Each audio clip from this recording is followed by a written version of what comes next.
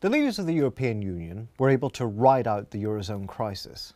The Eurozone is growing at the fastest pace since the debt crisis, says the Financial Times.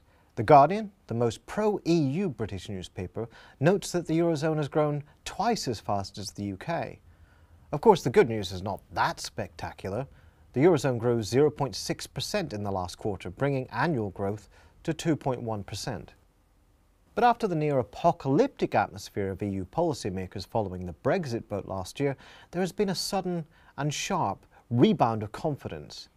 Is it now going to solve the political crises triggered by Teutonic austerity and the withdrawal of its second largest economy, the United Kingdom?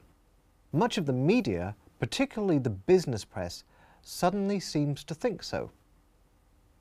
The gospel of revival has prevailed firstly and most eye-catchingly in relation to Greece. A flurry of newspaper headlines earlier this year brought the news that Greece was on its way to sustainable growth. Brussels was ready to put an end to Greece's excessive deficit regime. A newly confident Syriza government was about to start selling government bonds again. The country's budget surplus, the Financial Times reports, has beaten the creditors' target at 3.9%.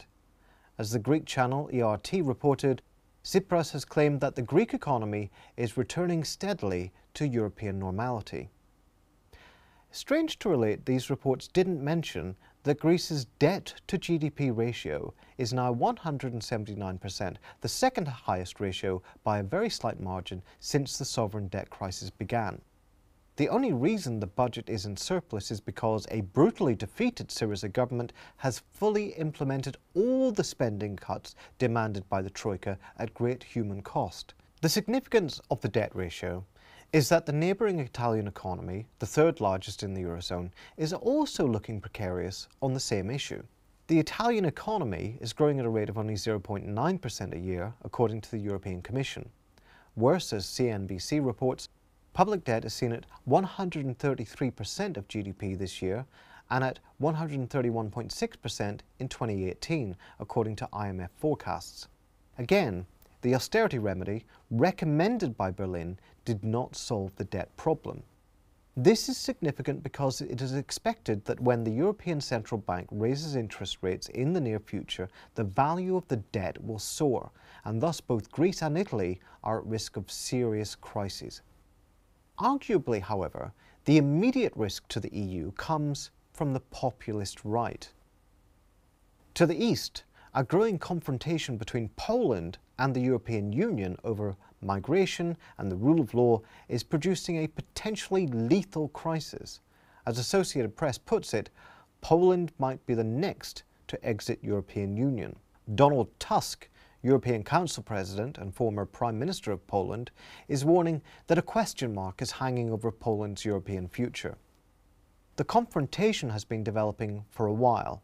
The ever rightward-moving Polish government, run by the conspiracy-minded Law and Justice Party, has been engaged in an attack on the independence of the judiciary since it was elected in 2015.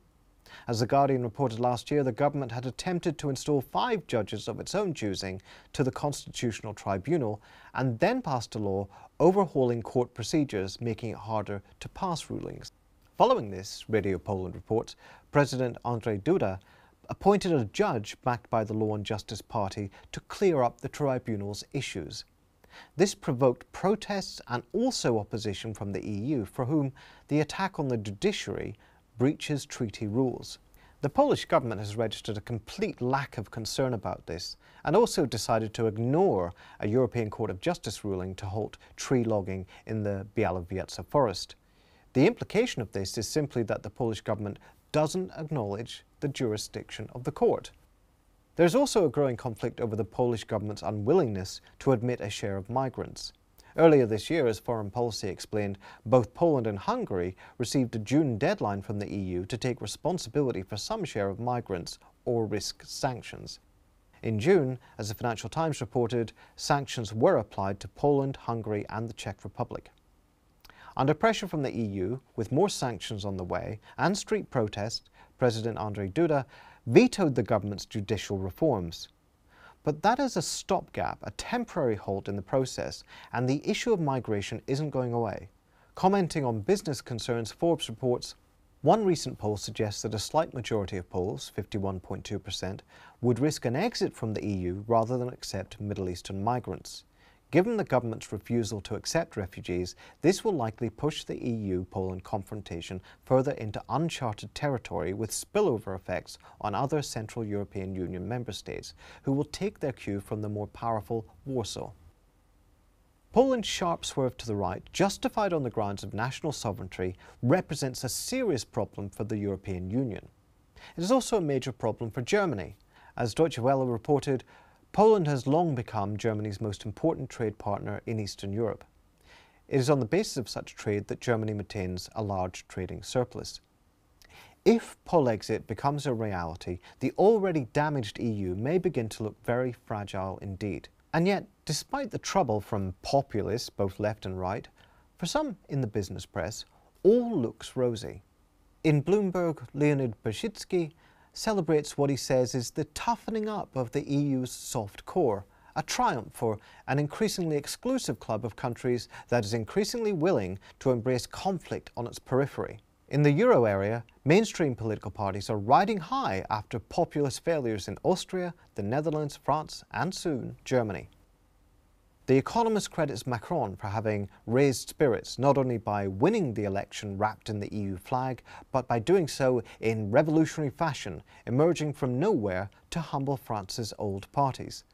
Macron campaigned on the basis that the EU would have to reform, or we will have a Frexit, or we will have the Front National again.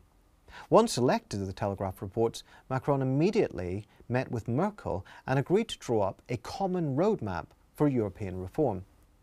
Macron has proposed, Reuters says, a series of democratic conventions on the future reform of Europe, the conclusions of which would then be worked into a 5-year plan for reforming Europe. These would be aimed, says France 24, at refounding Europe. But this process is already decided at the outset on a number of key priorities. French radio station RFI says Macron is looking for a Eurozone budget, finance minister and parliament. Much of the reporting is distorted by the completely unfounded idea that there is something social democratic and redistributive in Macron's proposals. Claiming that these reforms are progressive in intent, The Economist asserts that they are opposed by the German finance ministry and centre-right. In fact, Merkel, the BBC reports, will support the reforms if the circumstances are right. Meanwhile, as the Frankfurter Allgemeine Zeitung reports, Social Democrat Martin Schulz does agree with Macron, but Macron is decidedly uninterested in working with him. Or consider the BBC's report on the subject. Its representation of the debate focuses on German wariness of a common budget being used to prop up indebted governments, noting that many Germans resent the billions of euros spent on bailing out Greece, and that Berlin doesn't want to underwrite high spending elsewhere in the EU without oversight. This makes it seem as if what Macron is proposing is a redistributive mechanism penalising already generous German taxpayers. What is more, Macron's ideas were welcomed by the architect of Greek austerity, German finance minister Wolfgang Schäuble. Mr. Macron and I are in complete agreement, he said. In part, this spin originates from the German media. As the Independent reports, newspapers circulated rumours, dispelled by Macron, that he was in favour of turning national debts of Eurozone countries into Eurozone debt. Notable headlines, Bloomberg reports, included "How much will Macron cost us?" and "The expensive friend." With all the attention focused on falsehood and rumour, there are two fundamental features of Macron's proposal which no report seems to notice. First, they entail the radical centralisation of budget setting and fiscal powers in Europe. The powers of elected national governments, already limited, would be severely curtailed. Secondly, by organising these political institutions around the Eurozone, Macron is talking of creating at least a two-speed Europe. Schäuble's position on this is telling. Generally regarded as a federalist, he initially responded to the Brexit referendum by suggesting, in The Economist's paraphrase, that Europeans will not stomach more centralisation. Macron's success has given the Germans confidence. On top of all this, and as mentioned by hardly any report, Macron's proposals are almost identical with those advanced by the European Commission recently.